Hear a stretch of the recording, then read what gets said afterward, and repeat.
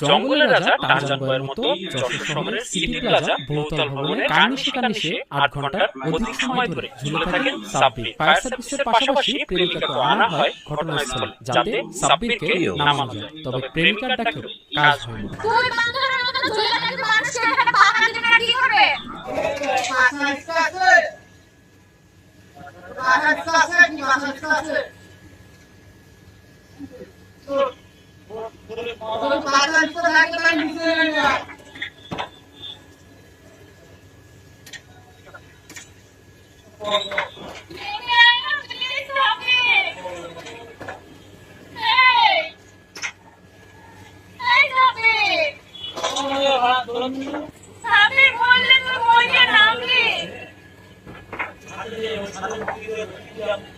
Sabbir